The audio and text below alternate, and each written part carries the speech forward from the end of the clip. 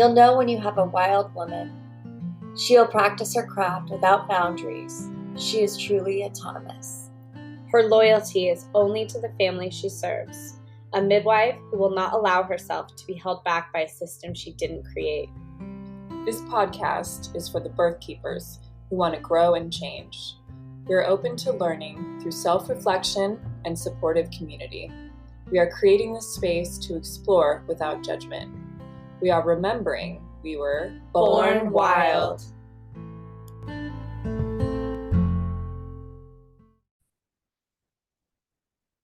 Hello, everyone. Welcome back to the Born Wild podcast. I'm your host, Sophia, and today I have with me Sarah, our quote-unquote new student, even though not really new anymore. Not that new. We intended to do this interview a lot longer ago, and we've just been so busy with babies. So many births. Yeah. It really, I was pretty fortunate that way. Yeah, and now we have a lull. I know. So let's talk. Good timing. So just start wherever your beginning is. Like, you're a student midwife right now, but how did you get to this point, and what has your journey been like so far? Gosh, I figured that may be our first question.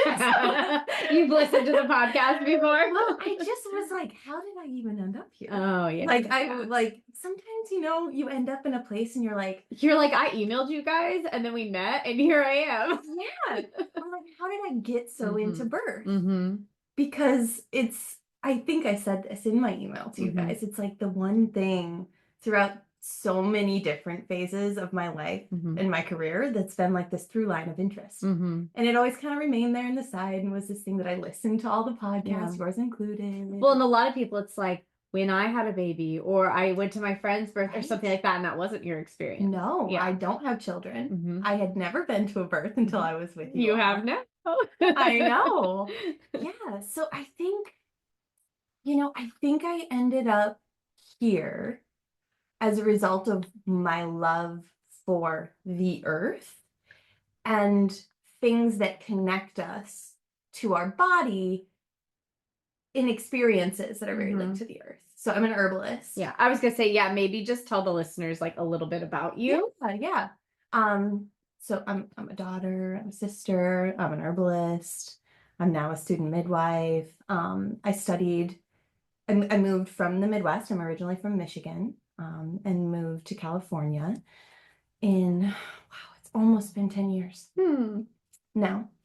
And I feel like I've had so many iterations of myself in my life. And I'm really fortunate that that's been the case. Like, I feel like my life has created these many opportunities to start again that's been driven by my interests and my passions and my calling. And so I think you're unschooling yourself. Truly. Yeah, birth is a good initiation to do that. Yeah. And I think that very well could be a large attraction. Was that like these kind of intense initiatory experiences I find really compelling because I feel like they really place us in our bodies. They really place us in the present moment, and they connect us to the parts of ourselves that are like our animal self. And I feel like that's this direct way to kind of like find ourselves in our ecosystem, in relationship with the earth. And so I think birth became really attractive to me for that aspect. And then when I was in herbal medicine school, I studied at the California School of Herbal Studies in Forestville. That was a beautiful experience, in person, on the land, connecting with the plants. And a portion of my studies got me in touch with caring for people in pregnancy and in birth and in postpartum with plants. And those lessons were always the ones that I was like, oh, I just need to know more. Yeah, I just felt like fire around it. Yeah. So I sought out more teachers who kind of traverse those many different planes of being midwives and being doulas and birth workers and caring for mothers, caring for women. That was always so important and attractive to me. I come from a family of many women. Oh, do you? Yeah, like a lot of female cousins and a really strong, like, my grandmother was like the center of the family from which all of us kind of radiated.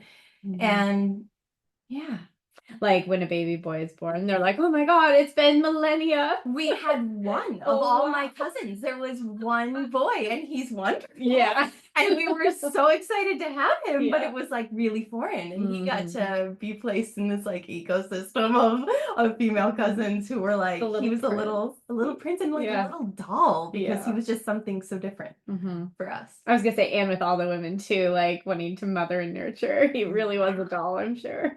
Oh man, and like also so precious. Yeah. So, I mean, all of my cousins are. Thank you. My family was a really big part of my upbringing. Like my cousins were like siblings. And so, what brought you here? To California. Yeah. Yeah. So with a previous partner, he had finished up grad school back in Michigan, and I was reaching a point in my career. I was working in advertising, and I was like, though I loved that work, I learned so much that I apply to my work now, really and truly. I feel like all experiences I've had in my life have been valuable. But there was this like part of me that was like, there must be something more. And I really I feel like my time is so precious. My life is so precious. And I really want my time to be spent in a way that feels like my purpose is moving through me. And I don't think I had language for that yet, but I just like had this suspicion that like something wasn't fulfilling about that. And so I got this beautiful kind of like fresh start, moved to California with my former partner, who was a wonderful partner, and we're still close friends. But that, you know, kind of phase in our lives ended, and he ended up moving away and leaving California. And I fell so deeply in love with the land here that I stayed. And yeah, a big part of my healing was through the land. You know, I've had, like we all have, really challenging experiences in my life, and a lot of experiences that made me not trust people very much. And so the plants were like this kind of inroad to relationship and connection again. And so just spending hours and days just hiking and walking and being with the plants and being with the land and like finding myself again through the land is what led me to herbalism school.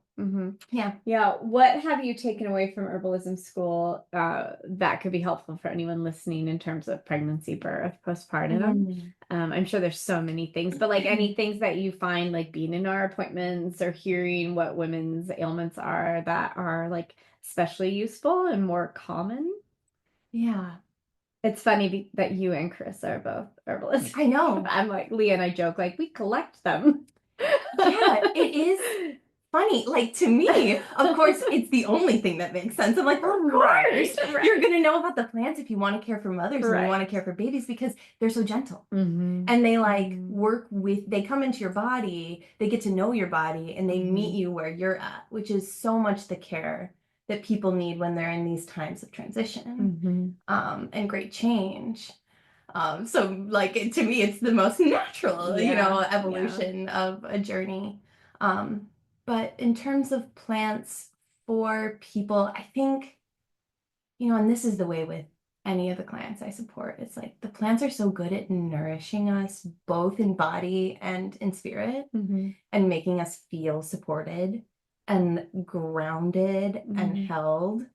And we need that so much in our culture. I mean, the families that work with you all get that as a part of their care, right? You're showing up for them both, you know, just from a medical and physiological lens, but also you're caring for their hearts and you're caring for how things are going in their families and how things are going in their, you know, with their kiddos that they already have.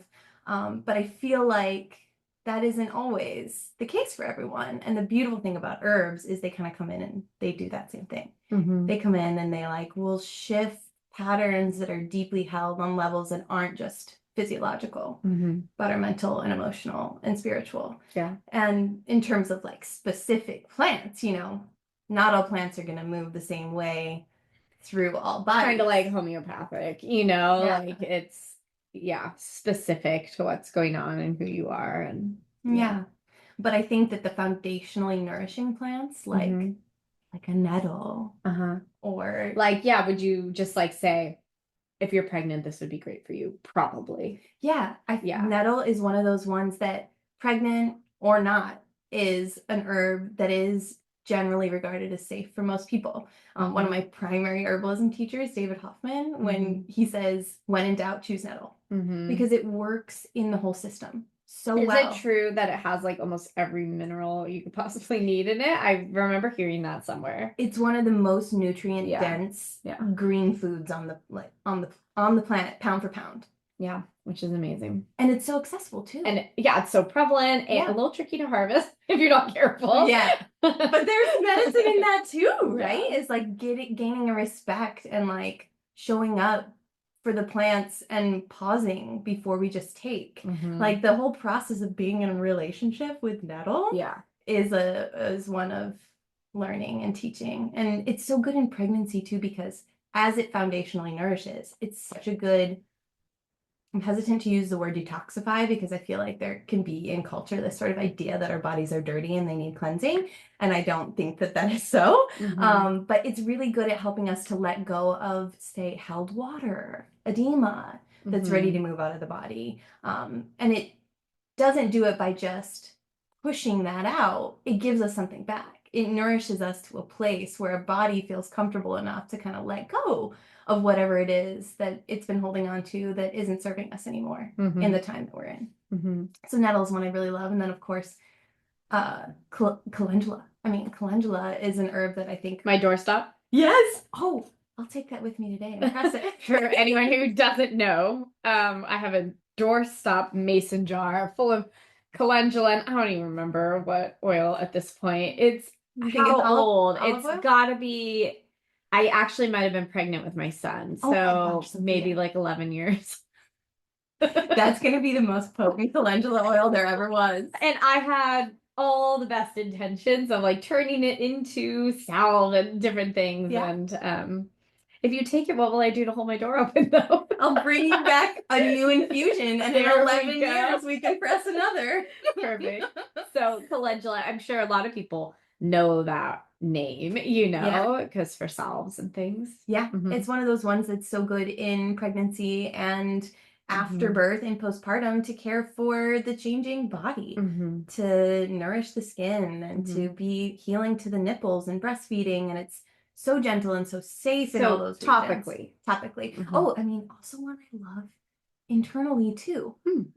It's gentle, like a beautiful addition to, say, a nourishing herbal infusion with nettle would be a little bit of calendula because it's a great lymphatic. So one that's just supportive to the body's natural healing capacity. Working on the inner skin, which of course, our whole digestive tract and urinary tract and like your thoughts on NORA tea, and maybe just say what that is for people who don't know. Yeah, so NORA is a really common blend, nutritive blend of nettle, oat straw, red raspberry, and alfalfa that we often share with our moms in the practice. And a great one for just building resilience, that each of the plants in that blend kind of show up a little differently. They move through the body a little differently and dance through different systems to give a full spectrum tonifying effect to the body. And what would be your recommendation on when to drink, how often to drink? Because I know some people feel hesitant about red raspberry, thinking, it can cause contractions. And so what do you say about specifically that plant, but also NORA in general? Yeah, I think that with all plants, and that's goes for food you're eating too, taking things into your body and seeing how they move through you and how your body responds to them is the best place to always begin. Because not all herbs are for all people, and not all herbs are for all people at certain times in their life. So I'd say with NORA, if you're drawn to it, explore it and see how you feel. Do you feel stronger? Do you feel more grounded? Does it make your nervous system feel regulated? Do you feel like maybe you have a little bit more energy? Do you feel like it's helping you to stay hydrated? And if it's a no, trust that. That's a cool thing about plants, is they are gentle in a way that they'll let us know if they're for us or not. They're not just going to force a cascade Mm-hmm. of reactions. Of course, there are exceptions, right? There are some plants that are really, really pushy. But right. these sort of like... Some plants will kill you. Right. Food as medicine plants. Yeah. Well, but the cool thing about plants is a lot of times you'll get a warning before they kill you. You're going to vomit like violently or get crazy diarrhea. As your body tries to be Get like, rid of that it. was not the right thing. Yeah. But yeah, so I know I always think about like early humans in this trial and error period of like, what is this plant? Is it food? Is it medicine? Is it poison? Like, and that piece there must have been an interesting time to be alive. Like now we can Google or reach out to someone, or it's interesting like how it would have been back then. We've never had more access to information, which is really great because herbs are the people's medicine. Like we're meant to be able to grow them ourselves and care for ourselves and our families. Like they're the medicine of the home. Yeah, and I think one thing that I always think about when I think about that trial and error period, because it's like, wow, whoa, crazy. Yeah, that must have been intense. I always wonder, was there a designated person, almost like the king's jester, where it's like, you eat that first, like the taste tester. That's a good question. I mean, I imagine probably certain people in the cultures that were like, this is my role. And two, speaking of those people, a lot of times in indigenous cultures, they'll say like, the plants told us their medicine, right? Like sitting in ceremony and that, as well as the fact that a lot of times the plants communicate to us through the shape of their bodies. Yes. And like we call it in herbalism, the doctrine of signature. So you like look at the plant. A perfect example is the plant that's growing around us right now, like everywhere, cleavers. I imagine it's all over your new property. It grows in these like long reaching stalks with these whorls that kind of spread out that almost look like extended sort of like hands or like vasculature. And it looks very much like the way the lymphatic system is in our body. So we're like, okay, we look at that and we think maybe it'd work in that system.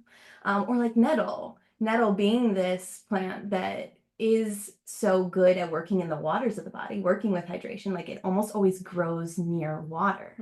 So not only how does it show up in its like physical stature, but also where in its ecosystem does it have a tendency to be? That might tell us about where in our ecosystem it has an affinity for. Like walnuts are good for the brain, and they look like a little bitty brain. Exactly. Or like violet, another one that's around us right now in the springtime. The leaves are shaped like these little hearts. They're one that's such a good one for like near the heart in the body. So like really good for breast tissue and like lymphatic tissue around the armpits, like for the lungs, like this whole like region around the heart is cared for by violet.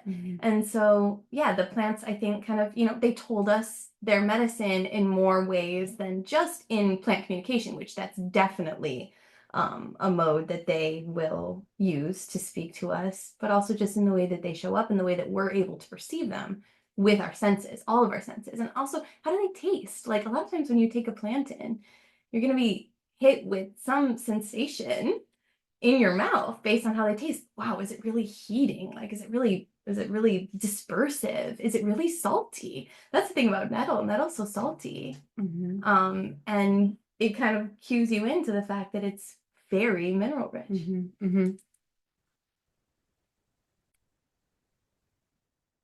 All right, we're back. We had a quick pause because my guard dog was like growling at the door and we could hear rustling and we weren't expecting anyone. But thank you to our past clients for dropping off cloth diapers for us to pass on. So sweet. So sweet. We should have let everyone know that we had a third or a second guest on the podcast, a third attendee in Chili Dog. Yes, if you hear some growling or anything, he's protecting the office. Protecting the midwives, protecting the ladies. Yeah. Okay, so we were just trying to remember where we were at, and you were going to circle back around to recommendations. Yeah, we were talking about, like, is NORA good and safe for all people? And I guess the answer would be listen to your own body. It'll tell you a lot about what's serving you and what isn't. And then also try things at different phases in your pregnancy and your postpartum too, because as any person who's been through those phases knows, you feel really different from Yeah. day to day or trimester to trimester. But that blend has been used by so many women for so long that I feel like for most it's safe. And then of course, always trust your gut. Yeah. One thing I will say about an herb in there that might be of use to certain folks is that oat straw can be inflammatory to some people with a really strong sensitivity to gluten. So I'm one of those people. So that's a specialty in clients that I support, is understanding what foods that don't contain gluten sometimes can be perceived as gluten by a body that's having a relationship that's overactive to gluten coming in a system. So sometimes I'll like to swap in a tiny bit of gotu kola. That can be a good replacement that works. Oat straw is so good at working in the structural integrity of the system and like fortifying our vasculature and our bones and our tissues. And gotu kola is a really beautiful one to replace, not in the same volume because it's a little pushier than oat straw, but if you're really feeling like you want that benefit. And when do you recommend like teas versus tinctures, like how to get your medicine in? Yeah. It's a good question. I mean, I think the nice thing about teas is they're so gentle, and also they're whole plant medicine for the most part. So you're getting them in the sort of relationship to nothing is synthesized from the plant. That's what I'll say. So you're getting like all of the intelligence of a nettle leaf will be in a nettle tea, all the aspects of it. And sometimes there will be certain things in a nettle leaf that are potentiated by another aspect of that leaf. Whereas in tinctures, sometimes you'll have things that feel a little bit more isolated because alcohol is a solvent for certain constituents and not others. Whereas water is like the universal solvent.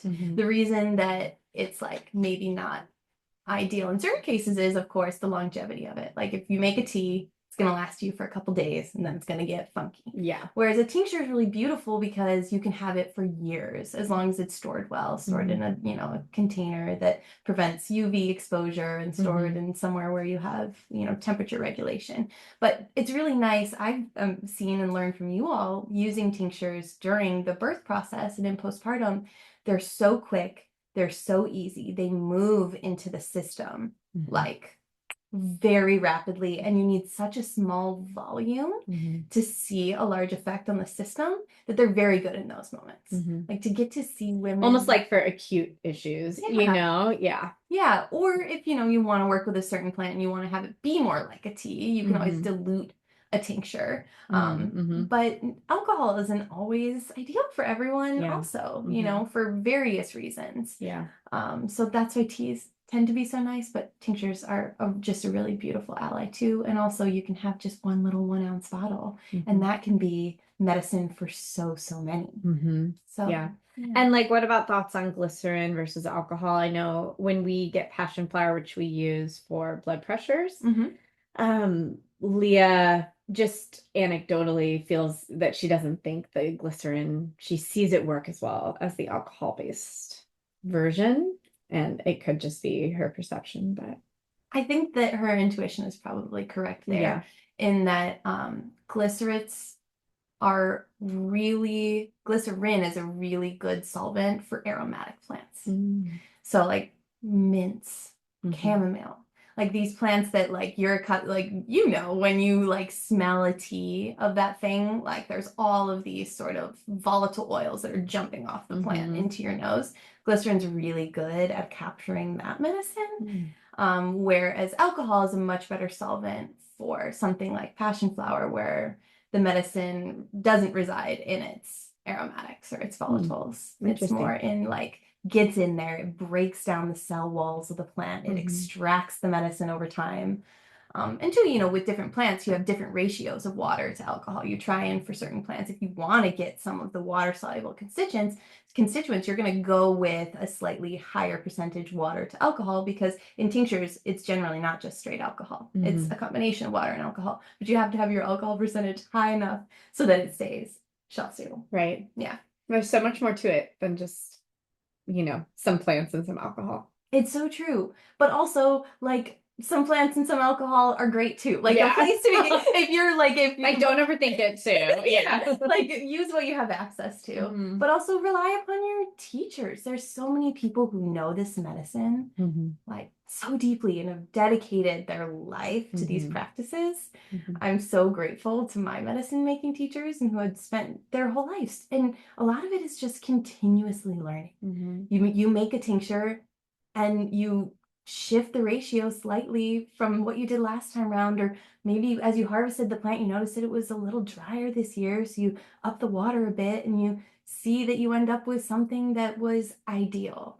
And so a lot of it's intuitive too. Our bodies know how to work with plants as medicine. We wouldn't be here. Yeah, it's interesting. I know a lot of people are moving back to this like self-sustaining, like, make their own medicine, trust the plants. It'd be fun for you and Krista to do like a little mommy course on, like harvesting and like what to harvest and how to know it's a safe harvest and like really simple, gentle things that they could use like on themselves or with their kids. That'd be awesome, especially living here where we do. We have access to so much medicine for so much of the year because the climate is so temperate that like virtually at any given moment you can take a walk on a trail and you're surrounded by medicine.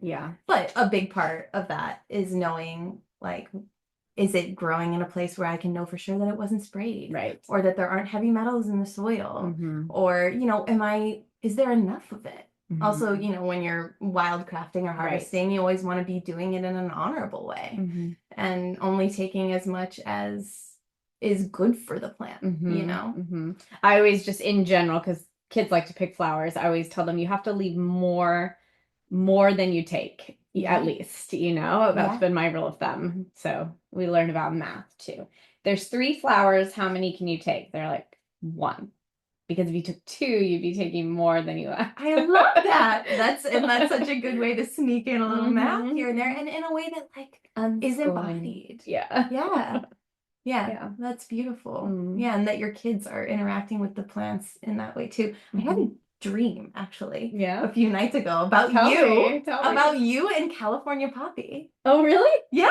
Really? Yeah. Because I had harvested, not yesterday, but like I had harvested California poppy probably when I harvested the calendula. And I threw it just like in some alcohol and let it sit and I strained it. And then I was just going through all my boxes because we moved and I had dug it up out of a box. Did you sniff it? Did you try I haven't it? done anything. It's just sitting on a shelf. Oh, that's interesting. That is interesting. Yeah. Like I woke up in the morning. You kind of look like a puppy right now with your shirt. You're right. I don't normally wear bright colors. I feel like I'm like trying to get myself in the flow of spring, Yeah, this is very much like an opium poppy. Totally, yeah.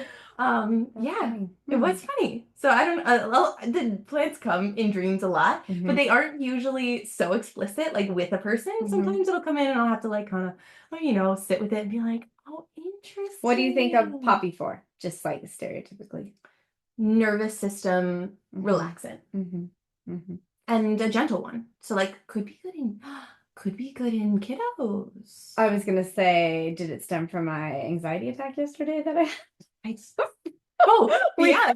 we were having issues with our website where the inquiries were going to the wrong email, so we weren't getting them. I should have listened to Poppy and I should have brought you in some California Poppy. And then when that had happened yesterday, I'd been like, here was the moment. I'm prepared. Yeah. You're like, I knew this was happening in a dream. Yeah. But funny. Also it is, can be used to slow milk production if you're wanting to transition out of breastfeeding for whatever reason, topically applied, like as a poultice. Yeah.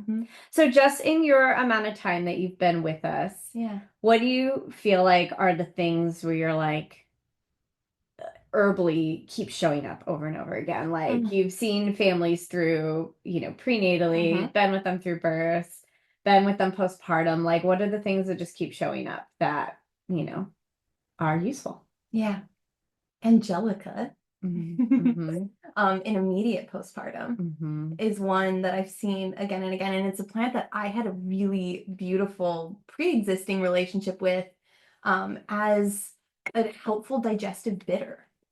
So for me, like I never knew any other use other than the midwifery use. Yeah, and I love too. You tell me if I'm paraphrasing correctly, but it's that, like Angelica brings the placenta on the angel's wings. Yes, yes. I love that, and I've seen it be so helpful to women again and again. So that was really fun for me to meet Angelica in a totally different supportive role. And then in nourishment, I mean, we often will recommend to folks strong woman syrup. I feel like that has come up again and again, and really in a lot of ways, there's many different, that's like a beautiful complex formula for building iron stores in the body. But a lot of the herbs that are featured in NORA tea, you'll kind of see highlighted in strong woman syrup too. So that's really just foundational. It's so yummy. So yummy. And it's local, wild crafted. It's just like, so great. Guys, check it out. Seriously. We should just we have no affiliation. But yes. Other than it's like a really great product. And the fact that it's local too feels so good to recommend to our families, because it's like I had raved about it so much online that somebody commented, all these years, I never knew that this was your product. I was like, oh, was I not clear? I'm so glad that I said that. I went through and said, made sure it was very clear in the message that it was not. Like, Sophia brought Sarah on this podcast just to sell more strong woman syrup. Yeah. So yeah, I think those are the few. And then I think in breastfeeding, we've, heard moms talking about how supportive balms have been. So plants infused into fat, and then often we'll have a little beeswax or a little shea butter to give them a nice texture, and so helpful for just the changing skin on the baby in that time. Because the skin is wild for a couple months. That was something that I was totally new to me. Of course, I've seen pictures of babies, and sometimes they'll look a little splotchy or patchy, but to see them go from water skin to air skin is so cool. Yeah. And they go through their teenage years as a newborn sometimes. Yeah. It's interesting because I feel like the most common photo we get postpartum is, what's this rash? Is it normal? Is it okay? And most of the time it's it will pass. Yeah. And it will. It hurts you more than the baby. Totally. But it makes sense. The skin is this really good communicator of for us, a lot of times, if people have been going through this journey of connecting to their own body and understanding what their body's communicating to them, the skin will often tell you about something going on inside that's calling out for change. And so I could see where there'd be an orientation this must be that something's wrong. But we've been living with this air skin for a long time. So for us, it's a little bit different. Yeah, we're they're going from this aquatic being to this more reptile. Yeah. They'll peel, they'll shed. Yeah. Also flower essences. I feel just it's a modality that I work with a lot as an herbalist because they are so gentle. I just spelled essences with about 18 S's. Ooh, fun. Oh, maybe I don't know. Snakes are trying to come to you. I'm taking notes, and I clearly don't know how to spell essences. Snakes and California poppy. I see a tattoo in my future. Oh my gosh! It would be my first. I don't have any. Yeah. Do you have tattoos? No. Okay. No. Yeah. No tattoos for me. But flower essences. Yeah. They're so gentle. And they're so supportive at working in the subtle realms. And what a transition birth is for people in all of the ways. And the thing I love as a mother about flower essences is you need such a tiny amount, and they're usually pretty delicious. And it's not hard to give to a kid. No. Yeah. No. And in the vein of sustainability too, you don't even need necessarily to harvest the plant to make a flower essence with it. You can even do a living essence. So it feels, I know, cool, right? Wow. Yeah. If you work with a plant that has the shape that's such that you can draw the plant down into the water that you're allowing the vibration to move into, you can leave the plant alive and attached to its source. Wow. As it imparts its medicine into the water via the sun. and then it just goes on living through its full life cycle. And so it's this medicine that's really wonderful for our times too, where we've taken so much, and it really extends so far, because similar to homeopathy in that like smaller doses are more powerful doses. Yeah. So yeah. That's Yeah, cool. it is a good one. They're great for kids. I mean, and so much about being in postpartum is like you really are learning everything anew about this new person you are in life. And that's the same as for children. You know, you're like, okay, who am I now? Now that I'm a mother of one or many. Would you say with flower essences, they're more similar to homeopathy, more similar to a tincture, in the sense of, my understanding of homeopathy is there aren't really side effects other than it works or it doesn't. You know, like if it's the right homeopathy, it's going to do the job. And so that can feel like a really safe way to treat a child, because a lot of families are like worried about side effects of things. Are flower essences more similar to that, where they're so gentle that there's not a huge risk to the one receiving it? Yeah. So if you're going to compare them to any other, kind of healing modality, the closest thing would be to homeopathy. I'm not trained in homeopathy, so I'm like hesitant to speak to it in great detail. But yeah, the way that there's an herbalist, Asia Suler, who I loved her work for so long, and she shares so beautifully about flower essences, is that she uses the metaphor of kind of like a key and a lock. Like they're looking to come fit into a specific lock or a specific keyhole, and kind of like open up a whole new world of healing to you if they are the right one for you. Cool. And at the right time in your life. Rescue Remedy is probably one that people have heard about. We just started using, I think it's white chestnut with my daughter, who's been having what we think now are migraines when she's sick, but she kind of like hallucinates and things are moving really fast and things are loud and she vomits, and that flower essence, because every time she goes to sleep, she would wake like really terrified having one of these episodes. And whenever we can remember to give her a flower essence when she's sick before she lays down to rest, she does not have one of those. Incredible. It's been so great. It's so supportive. Yeah. Oh man. Yeah. That's so great, because too, as a little one, being sick is like really, really scary. Yeah. And I feel like the cool thing about flower essences is they shift things on the physiological plane, but they're also just like really supportive however you need them to be supportive. I mean, that's the way with herbal medicine in general, but like with energetic medicine, even more so. Yeah. Yeah. I really like corn flower essence. Yeah. So like the flower of the corn plant, as you would know it. Cornflower is its own thing. Cornflower is something different. Yeah, like the little blue flower. Yes, yeah. Yep. You're speaking to the food corn. Yeah, so the food corn, the flour it produces as a part of it going through, its process of creating the fruit of the corn, is one that's really beautiful for the transition to motherhood. Interesting. And feeling like held by the earth mother, and having this ability to kind of like tap into all the mothers that have come before and gone through this transition, and to like feel their strength, and know that you're supported. It's a really, really lovely one for that. Okay, we talked a lot about herbs. I want to talk some more about like midwifery. Like you've had this introduction for the last 3 months, and you are toying with, do you want to be a midwife? Yeah. Do you want to be a sovereign birth keeper and like forego the license? Are you going to be a doula? Are you going to, like, what are you going to be? Like, how do you navigate that? Yeah, it's a really tricky one, which probably your listeners, if they have listened to your catalog, would understand why it's a tricky subject. Yeah. Because dancing with licensure is its own risky business. Yeah. And it varies like state to state, country to country, but yeah, it's hard to like navigate and figure out what you want. Like I didn't even know really about any of that. Like being a licensed midwife was the most radical thing I could think to do, but now there's like so many other options available. Yeah.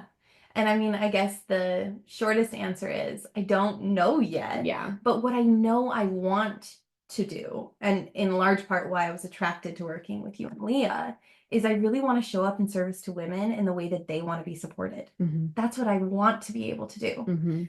I'd love to acquire all of the knowledge and wisdom that I'm able to, of course, over a lifetime, to be able to do that in the best way possible.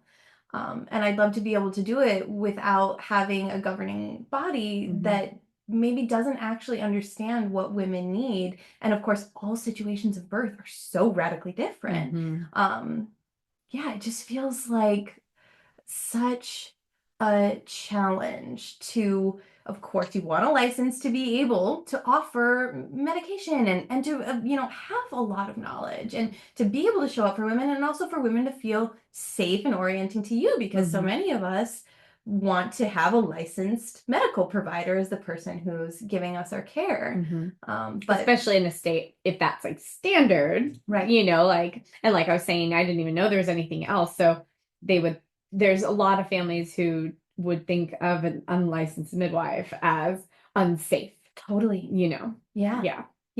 I mean, we're in a whole new, we're weaving new stories for ourselves right now. This is a time where I think a lot of people are doing the radical work of stepping outside of systems and being like, let me show you that I'm a safe caregiver and that I'm a provider that's going to show up for you how you need. And I think providers are expecting more of that from families too, that they're really like claiming their autonomy and not just sitting by and letting things happen. Like they're encouraging it. Yeah.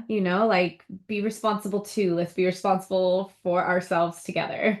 Yeah. Yeah. And I see the way that you and Leah do that for families. You empower them to ask the questions. You give them the space to ask the questions. If they aren't asking the questions, I see how you all, will kind of provide a little information that might lead to some more questions, that puts them in a position where they're really acting on behalf of the family that they're creating. They're stepping into these positions of power as these people who are creating this new family ecosystem, and like making decisions that they can live with, that they feel really good with. I know so the most common one is, we're talking about newborn procedures, maybe vitamin K, and they're like, oh yeah, we did that with our last child. We'll do that again with this one. And then the follow-up question is, what's vitamin K for? And they have no idea. Right. And I'm like, it's totally fine if you want to choose it, but you should know what you're choosing, like, Definitely. let's talk about it. Let's read about it. Like, choose it for this baby, not just because you did it with the last one, right.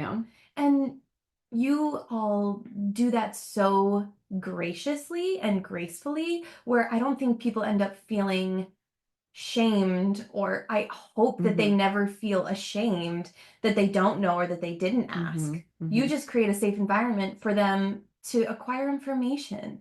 I don't know. It's just really, I feel so grateful to have had all of the experiences that I've had with you all so far. And you get to switch soon to accompanying Leah, because every 3 months we switch, because there's so many different nuances, to just how we educate, and the words we use and the language. And it's fun to get to explore everyone's unique ways of doing it. Yeah, it was interesting that the first birth that I got to attend that didn't occur so rapidly that we didn't arrive in time. Yeah. So the first birth that Sarah got to go to, the dad called me. We knew we had to just leave right away. I got in the car. He called 3 minutes later. It was like, the baby's born. She was a very efficient birther. I was like, okay, I really tried, guys. I tried to make it. I mean, we should look back at the time from phone call to you being there, because I bet that there was 1 minute on either side of drive time. You running to your car, and then you running in the house. Yeah, I hadn't even made it out the gate. It was so quick. But then you did make it to a birth. I did make it to a birth, and at that birth I actually got to, because it was a birth that lasted over a handful of days, I got to see both you and Leah in kind of these leading roles. And so I guess what it almost did was kind of shrink down this experience that I'm gonna have, 3 months with you and 3 months with Leah, and this was like a day with you, a day with Leah, like it was. Because usually you don't get that. Usually it's just one of us. Yeah. Right. Yeah. So that was really, and really how special. long had you been with us? Not very long, huh? So that was February 14th, and I began on February 3rd. Yeah. Initiation by fire. Oh, so good though. Yeah. I mean, I feel really grateful that that's been the case. It felt like I came in, and then of course too, so many of the families were welcoming and willing to have me be there, which I'm really grateful for. And of course, I totally respect when it feels like, okay, we were planning to have these folks, and we don't need another person who we haven't built a relationship with at the birth. So like, I want to say that. Yeah, because when we have a new student, we introduce you via text and a photo and bio, and then say, if you want to meet her prenatally, invite her and we'll bring her, and it's up to you if you want to invite her to your birth. There's no pressure. So yeah, we always make sure that everyone's like choosing their team, know, that's important. Yeah.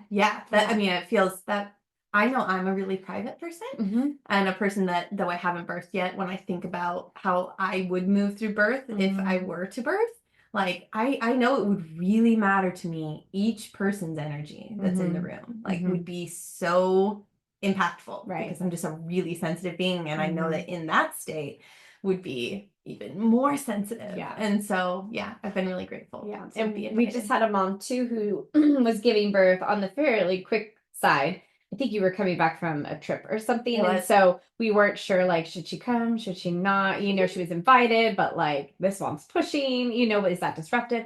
And we're like, well, why don't you come?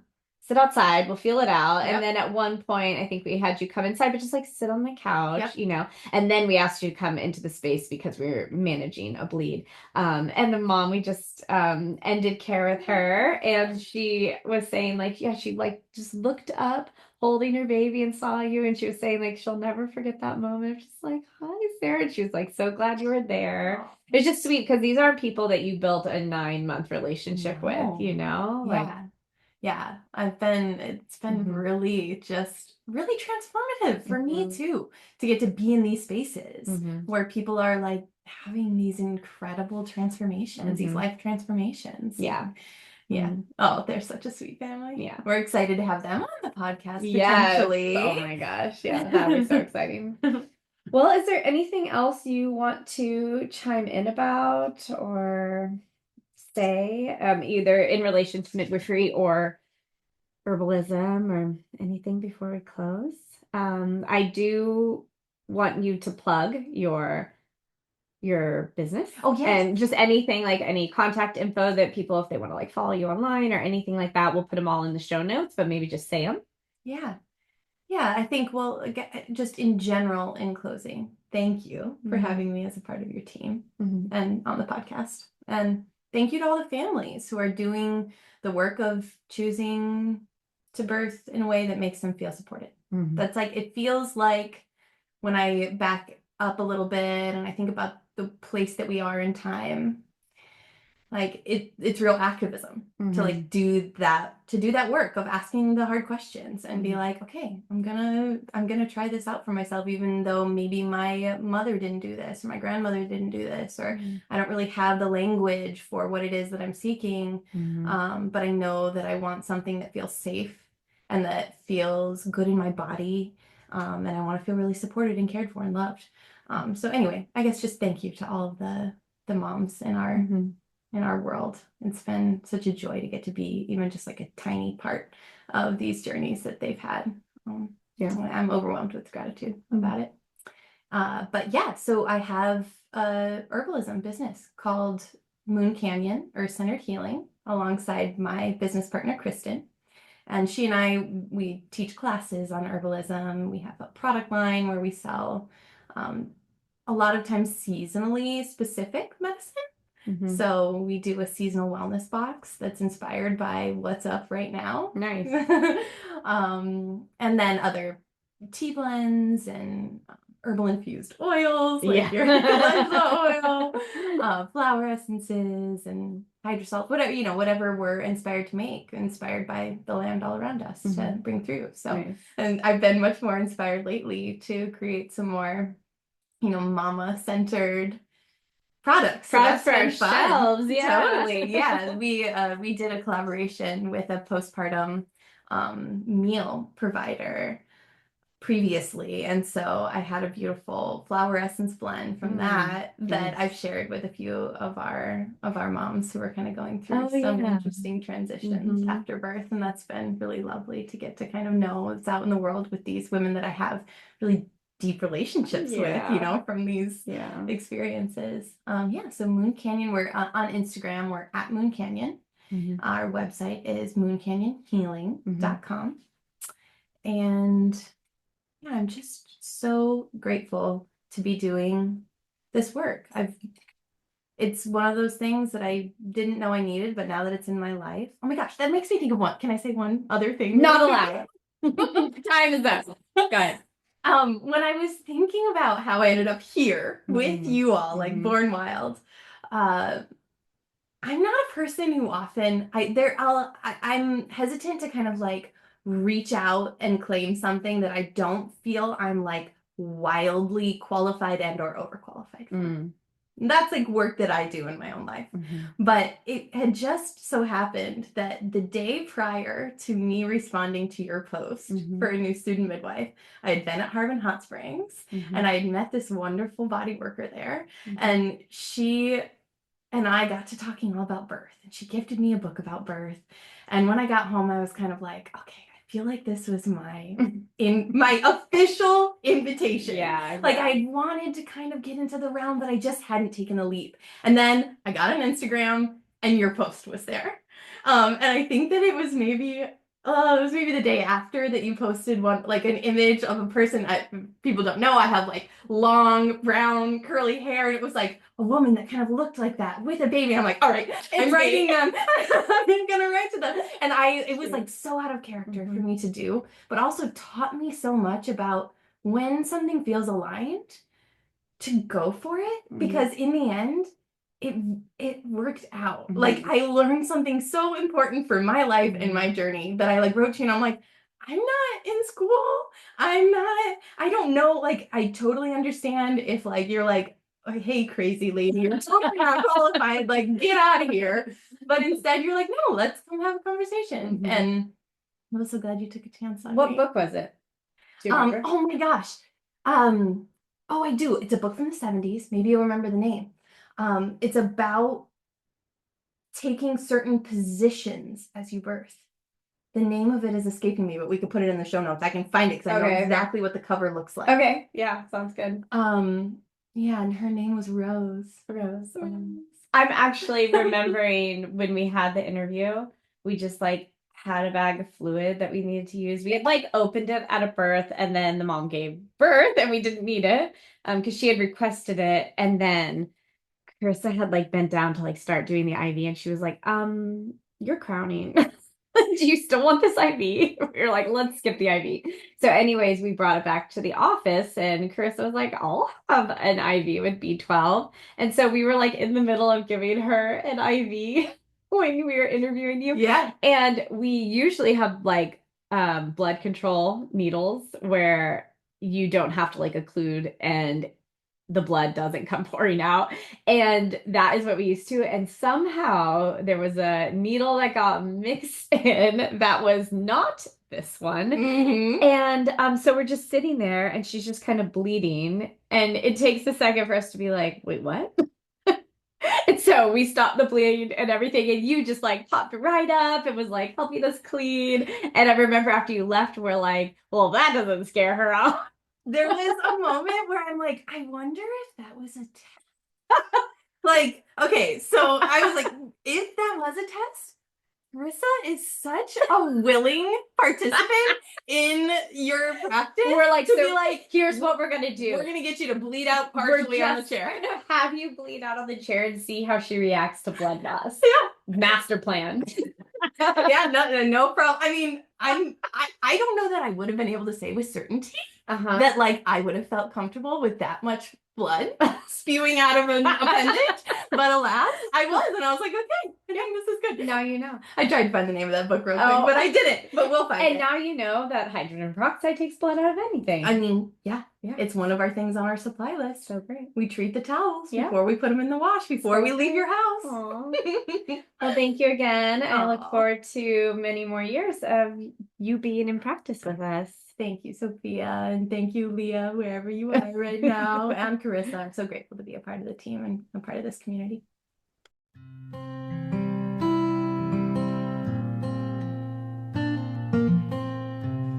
Thanks everybody for listening. You can find us at Born Wild Podcast on Instagram. For inquiries or feedback, you can email us at bornwildpodcast@gmail.com. You can find me, Emma Ray, on Instagram at Emma Ray, REA. Sophia at sophiabirth.com. And me, Leah, at Bay Area Home Birth. We would really appreciate it if you would rate and review us on Apple Podcasts. It helps us reach more people. And as always, Stay wild.